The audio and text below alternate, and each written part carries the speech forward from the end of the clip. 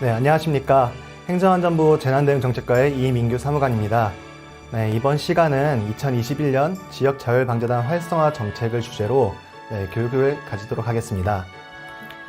네, 강의 순서는 그 재난에 대한 이해, 그리고 이제 20년도 풍수 인명피해 사례에 대해서 좀 알아본 후에 현재 이제 지역자율방재단의 현황을 분석하고 그 현황 분석을 토대로 21년에는 어떤 그런 활성화 정책들이 있는지에 대해서 알아보도록 하겠습니다. 재난의 이해입니다. 네, 재난이란 국민의 생명, 신체, 재산과 국가에 피해를 주거나 줄 수 있는 것으로 저희 법에서 규정을 하고 있고요. 재난안전법은 각종 재난으로부터 이제 국토를 보존하거나 국민의 생명, 신체의 안전과 재산 보호를 위하여 국가와 지방의 안전관리 체계를 확립하는 것을 목적으로 합니다. 네, 다음으로 인간이 재난에 대해 어떻게 대응해 왔는지에 대한 변천사를 말씀드리도록 하겠습니다. 고대 중세에는 재난은 신의 행위라고 인식을 했습니다. 노아의 대홍수라든지 로마 대화재, 그리고 흑사병, 창궐 등 재난은 신이 내리는 벌이라고 생각을 했기 때문에 사람들은 기도만이 재난을 극복할 수 있는 방법이라 생각을 했습니다. 하지만 고대 중세부터 국가는 최소의 대응책을 마련하여 국민을 위한 행위를 시작했습니다. 예를 들어 로마 대화제 당시에 소방을 구성했고 그 소방수들이 로마 대화제 현장에서 불을 끄는 노력들을 했던 것을 예로 들 수 있을 것 같습니다.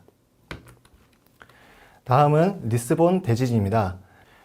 1755년에 리스본 대지진은 강도 8.5에서 9 정도로 짧은 시간 안에 도시의 85%를 붕괴시킬 정도로 강력했습니다.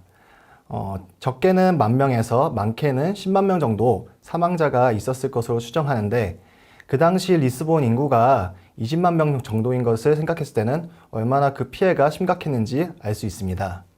그래서 근대에는 재난을 신의 심판으로 해석하던 관점에서 조금 벗어나 인간 중심의 재난관리 개념을 탄생시키기 시작했습니다. 재난의 원인이 되는 현상에 대한 과학적 연구를 진행하기도 했었습니다. 18세기에서 20세기 초기에는 국가구호제도가 발전하기 시작했습니다.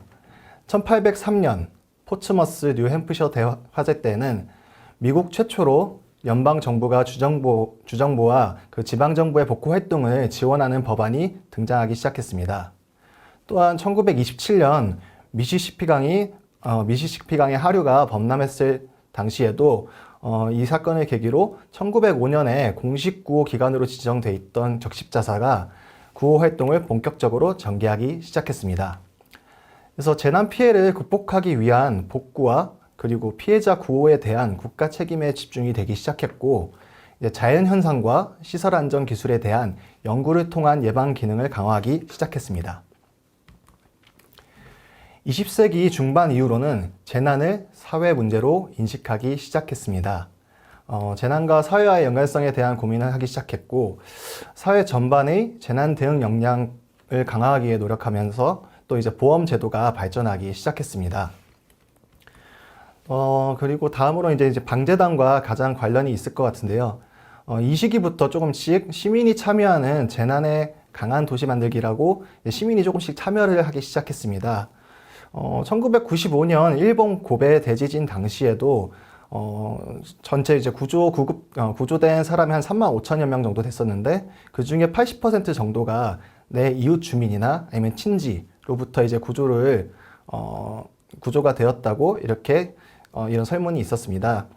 이와 마찬가지로 시민이 참여하는 그러니까 지역자율방재단 활성화를 통해서 그 재난에 대응하는 그런 체계가 근대부터 조금씩 시작되었다고 보시면 될 것 같습니다. 네, 그렇다면 현대사회 같은 경우는 신종 복합 재난이 발생하기 시작했습니다. 후쿠시마 원전 사고 같은 경우는 쓰나미로 인한 그런 자연현상이 유발한 사회 재난이었고 태국 대홍수 같은 경우는 이게 대홍수로 인해서 반도체 공장이 침수를 당했었는데 이 사건을 계기로 이제 아시아 컴퓨터 산업에 지대한 영향을 끼치기 시작했습니다. 즉 재난이 재난으로만 끝나는 것이 아니라 사회 경제적으로 영향을 끼치기 시작했습니다. 그리고 구제역, 그리고 현재 일상생활에도 많이 만연해 있는 코로나19 등 신종 재난들이 많이 발생하기 시작하였습니다.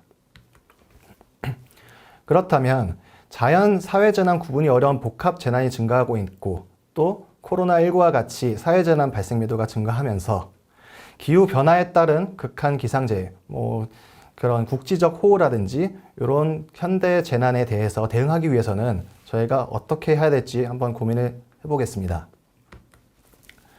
바로 이제 민간 방제 기능 강화를 통한 초기 대응 역량 제고입니다.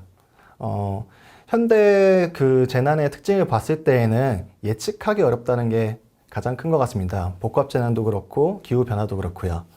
예측할 수 있는 재난 같은 경우는 미리 대비를 하거나 대응을 함으로써 어느 정도 피해를 경감을 시킬 수 있습니다. 근데 현대 재난의 그런 특징을 봤을 때에는 예측하기 어렵고 그런 부분들이 이제 대응하기 위해서는 개인이 방제 능력을 가지고 있거나 아니면 조금 더 나아가 마을이나 읍면동 단위에서부터 방제 기능이 강화가 돼야지 초기에 대응이 가능할 것으로 판단됩니다. 네, 다음은 20년 풍수의 인명피해 사례입니다. 첫 번째 사례는 농경지에 이제 집중호우로 인해 이제 물이 가득 차 있었습니다. 이런 이제 물을 빼기 위해서 저희 흔히 이제 물골을 틀어간다라고 하는데 물골을 트기 위해 이제 배수로 작업을 하던 도중 한 분이 이제 휩쓸리기 시작했고 그 휩쓸리는 과정에서 다른 분과 이제 엉켜서 두 명이 휩쓸리기 시작했습니다. 그 옆에 있던 한 분이 또 두 분을 구하기 위해서 뭔가 이제 행동을 하다가 같이 휩쓸리면서 세 명이 사망하는 사고가 일어났습니다. 두 번째 사례 같은 경우는 그 한 분이 이제 사전 대피를 했었거든요. 이웃 주민 집으로 이제 안전가옥으로 사전 대피를 했었다가 집으로 뭔가 물건을 가지러 가기 위해서 잠시 집에를 들렸는데 옆에 있던 곳이 이제 무너지면서 같이 주택과 함께 휩쓸려 가면서 한 명이 사망하는 사고가 발생했습니다.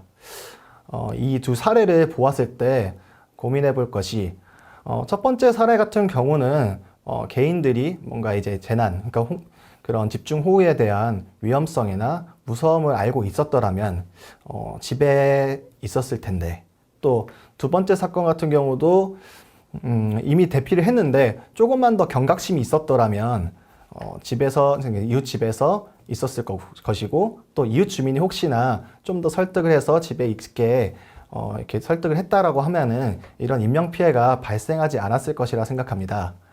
이런 부분들을 생각해 볼 때 저희가 지역 자율 방재단이 활성화돼야 된다라는 결론에 도달할 수 있었는데 그 이유는 첫 번째로 개인이 재난에 대한 위험성을 인지해야 하는 부분들이 있는데 방재단원으로서 활동을 하거나 아니면 이렇게 방재단원 활동하면서 교육을 받는다거나 했다라면은 분명히 이제 개인적으로도 이제 개인적으로도 그런 방재에 대한 그런 기능이 강화가 되고 또 역량이 있을 것이기 때문에 이제 최대한 그런 재난 상황에서는 안전한 곳에서 대기를 했을 것 같습니다.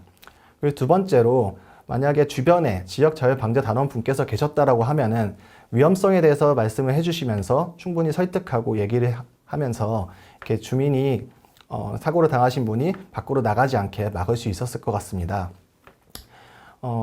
그리고 추가적으로 생각을 해보면은 지역의 실정을 제일 잘 알고 있고 지역 주민들과 친밀도가 가장 높은 사람들은 결국 같은 공간에서 생활을 하고 있는 지역 주민분들입니다. 그런 지역 주민분들로 구성되어 있는 지역 자율 방재단이 활성화가 되어야만 그런 지역 안에서 또 마을 단위에서의 방제 기능이 강화될 것으로 생각됩니다. 네, 다음은 지역 자율 방재단 현안 분석입니다. 방재단은 20년에 56,959명으로 19년 대비 1,255명 감소했습니다. 13년 이후 5만 명대에서 정체되어 있는 현황입니다. 네, 편차는 지역별 단원수 편차가 굉장히 크고 또 단원수가 100명 미만인 지자체가 있었습니다. 인구 1만 명당 단원수 평균 25.8명으로 농촌, 산간 등 비도시 지역이 많은 지역이 이제 도시 지역에 비해서 많은 경향이 있었습니다. 또한 면적 1제곱킬로미터당 단원수 평균은 0.36명이었습니다. 인구가 많고 밀집된 도시 지역이 높은 경향이 있었는데 평균적으로 생각을 한다 하더라도 한 명이 한 3제곱킬로미터 정도 이렇게 담당을 해야 되는데 혼자서 그 많은 범위를 뭔가 총괄하고 그리고 그 대응을 하기에는 조금 어려운 것이 사실입니다. 다음은 구성 단위입니다. 자연재해 대책법에서 현재 방재단을 시군구 단위로 조직하도록 하고 있습니다. 또한 필요시 읍면동 단위로도 조직할 수 있게 이렇게 법적으로 규정이 되어 있습니다. 지금 현재 방재단들은 대부분 이제 시군구 단위로 조직이 되어 있고 또 이제 읍면동 단위로는 봤을 때 20년 10월 기준으로 1184개 정도 읍면동에서 방재단을 구성하고 있었습니다. 현재 단원 관리 부분에서는 단원의 뭐 연령, 지역, 활동 이력 등 그리고 뭐 가용 장비나 그런 부분들에 대한 정보가 부족한 상황입니다.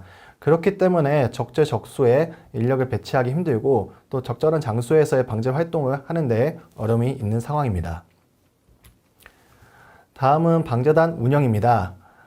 특성이 유사한 지역 간에도 활동 실적 등의 차이가 있었습니다. 아래 보시는 그런 두 개의 예시가 있는데요. 요 예시의 그 두 개의 지자체 같은 경우는 같은 시에 인접해 있는 두 개의 구입니다. 앞에 사례를 보셨을 때는 방재 단원이 180명임에도 불구하고 활동 연인원이 60명밖에 안 되는 것을 볼 수 있습니다.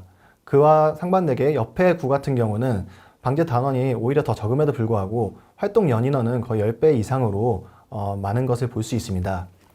만약에 이 두 지자체가 먼 곳에 있는, 그러니까 지역적으로 거리가 멀고 또 뭐 재난 특성이 다르거나 지역 특성이 다른 곳이라고 한다면은 다른 요인들이 좀 작동을 할 수 있겠지만 이렇게 인접해 있는 것을 고려해 봤을 때 얼마나 이제 관심을 가지고 있는지 또 얼마나 열정적으로 활동을 하고 있는지에 따라서도 운영적인 측면에서 그런 차이가 발생하는 것을 알 수 있었습니다. 계획 관리 부분은 현재 저희 행안부에서는 전국 자율방재단 연합회로부터 연간 계획을 받고 있지만 이제 시군구 단위 방재단의 계획 수립이나 이행 여부 등에 대한 관리는 부족한 상황입니다. 또한 지역 실정을 잘 알고 있는 민간 영역의 정체성을 부각할 수 있는 업무가 불명확한 상태입니다.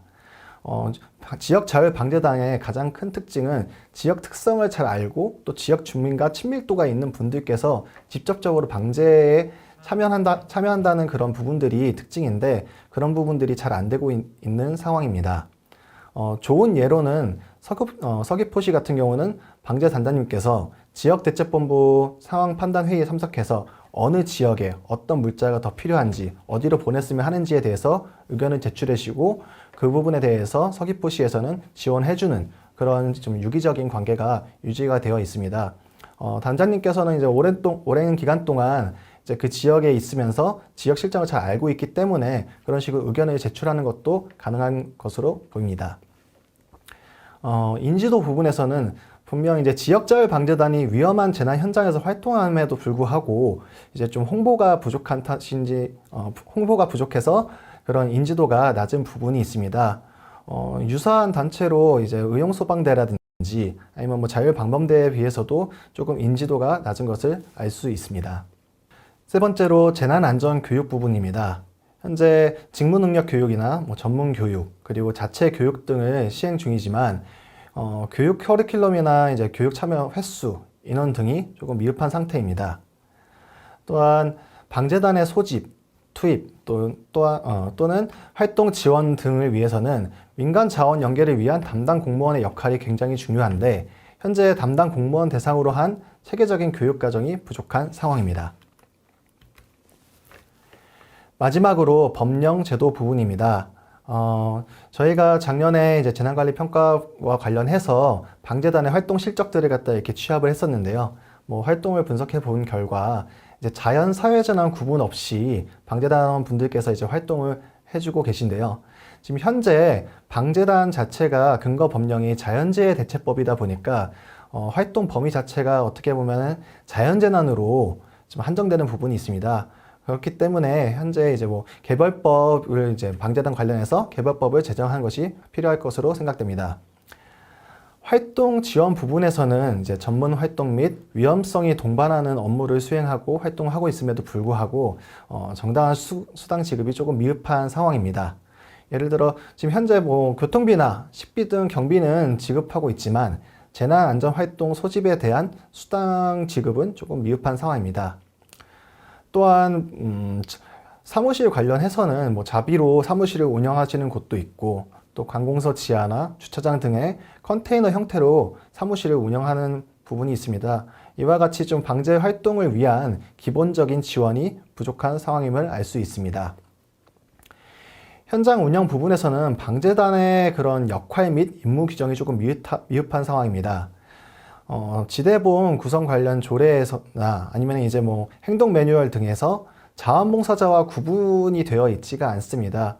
그러다 보니 이제 좀 아까 좀 전에 말씀드린 정체성 부분, 그러니까 방재단의 정체성을 조금 더 부각할 수 있는 그런 부분들에 대한 규정이 미흡해서 또 인지도랑도 연관이 되어 있지 않나 그렇게 판단됩니다.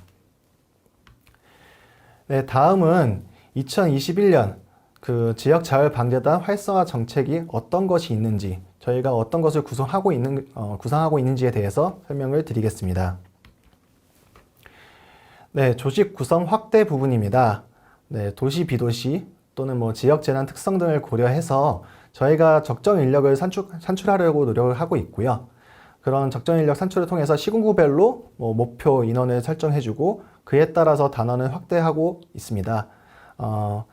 그 노력의 결과로 저희가 1월부터 이 계획을 수립을 해서 지자체 그리고 방재단 여러분들과 같이 소통을 하면서 계속 노력을 해왔는데요. 20년 12월에 56,959명이던 방재 단원 수가 이번 연도 5월에는 62,568명으로 증가하는 결과가 있었습니다. 앞으로도 좀 지속적으로 노력을 한다면 계속 이렇게 인원이 늘어날 수 있을 것 같고요. 저희 앞에 현황 분석에서 보셨듯이 절대적인 지금 단원 수가 부족하기 때문에 조금 계속 지속적으로 노력해서 늘려나갈 필요성이 있을 것 같습니다. 다음으로 읍면동 구성 확대입니다. 저희가 그 실태를 분석을 했을 때 느꼈던 것 중에 하나가 시군구 단위로 대부분 구성이 되어 있고 읍면동은 거의 없는 부분, 그리고 추가적으로 시군구 단위에 이제 구성이 제대로 되어 있다 하더라도 방재 단원분들이 대부분 읍 소재지에 분포해 있는 것을 볼 수 있었습니다. 실질적인 이제 방재 아니면 이제 재난 대응을 위해서는 이제 외딴 지역에 있는 마을이라든지 따로 이제 그런 부분들에 대해서도 좀 세심하게 저희가 대응을 할 필요가 있는데, 그러기 위해서는 전체 읍면동에 그런 방재단이 구성될 필요가 있을 것 같습니다. 이런 노력의 결과로 20년 12월에 1184개였던 그런 읍면동 방재단이 현재는 모든 읍면동에 구성이 된 것을 확인할 수 있습니다. 다음으로 단원 정보 관리입니다. 방재단원 연락처 현행화 및 재우려 지역 현장관리관으로 방재단원을 지정할 것을 이제 확대하고 있는데요. 첫 번째로 연락처 현행화 부분입니다. 이제 62,568명 중 5월 기준입니다. 중 이제 47,524명에 대해서 연락처를 현행화했고 또 개인정보 활용 동의를 완료를 했습니다. 이 부분이 중요한 이유는 사실 유기적인 관계를 유지하면서 제대로 대응을 하기 위해서는 연락체계가 잘 갖춰져 있어야 합니다. 그런 연락처를 현행화하기 위해서 아직 좀 현행화 안 된 부분이나 아니면 개인정보 활용 동의가 안 된 부분들에 대해서는 지속적으로 좀 노력해 주실 것을 당부드립니다. 다음으로 현장관리관 지정입니다. 총 6,524개 재우려 지역 중에서 지금 이제 이번 확대를 통해서 4,122개 지역에 대해 방재단원의 현장관리관으로 지정했습니다. 또한 시스템 등록 부분에서는 유사시 신속한 정보 전달을 위해서 방재단원 3,564명을 이제 3,564분에 대해서 이제 풍수해 관리 시스템에 등록을 해 두었는데요. 앞으로도 지속적으로 조금 지자체 담당자 분들께서 신경 써서 남은 분들의 그런 연락처를 현황해 주시고 또 이제 풍수해 관리 시스템에 등록될 수 있도록 해주시면 감사하겠습니다. 네, 다음은 방재단 운영 활성화 부분입니다. 재난 유형별, 재난 단계별, 지역별로 우수 활동 사항에 대해서 저희가 이제 지속적으로 발굴을 하고 보급할 예정입니다. 이를 통해서 다른 이제 뭘 할지 몰라서 제 활동이 잘 안 되는 부분들도 있었는데 이 부분을 통해서 다른 데에서 이렇게 잘 되는 사례가 있구나 좀 보고 배우시면서 같이 또 이제 비슷하게 활동을 해주시면 될 것 같습니다. 활동 계획 수립 부분은 현재 이제 저희가 요청드린 사항이 방자의 단장님께서 뭐 지자체와 협의해서 이제 시기별 활동 계획서를 작성, 제출해 주시고 또 지자체에서 담당하시는 분께서는 이제 지역자율 방자단 운영 계획을 수립할 것을 요청을 드렸었습니다. 이번 21년에 이제 상반기 동안 추진한 결과 총 228개 시군구 중에서 213개 시군구, 즉 이제 93% 정도 지자체에서 모든 계획을 이제 수립한 상황입니다. 남은 이제 7% 지자체 담당자 분께서도 운영 계획을 수립해 주시기 바라겠습니다.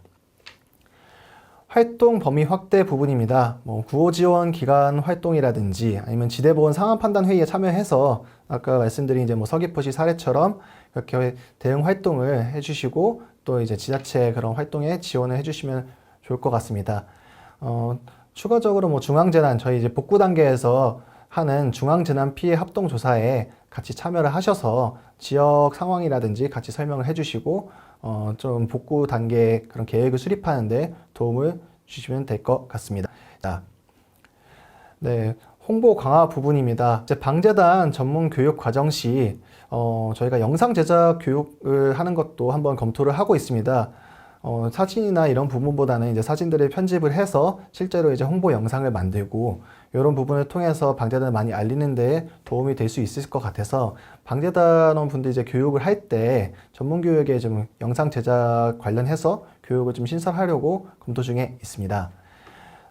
그리고 연말 정도에 저희가 전국 단위 활동사항에 대해서 영상을 제작하고 또 홍보 자료로 활용하려고 생각을 하고 있습니다.